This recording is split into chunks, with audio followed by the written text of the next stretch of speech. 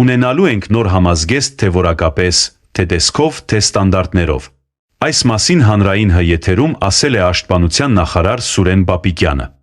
Մենք արդեն իսկ ունենք պատրաստ խմբաքանակ, որ պետք է ստանանք։ Խոսքը վերաբերում է դաշտային համազգեստի այն առաջին խմբաքանակին, որը տվյալ ընկերությունը պարտավորվել է մեզ տալ, որպեսզի բանակը դա զորային փորձարկում անցկացնի, ինչպես նա արդեն իսկ ամբողջացվել են ամենօրյա համազգեստի ու տոնական համազգեստի նմուշները, շուտով դրա ավարտն էլ կունենանք։ Շարքայինից մինչ գեներալ, այո, մենք փոփոխություն ենք կատարում։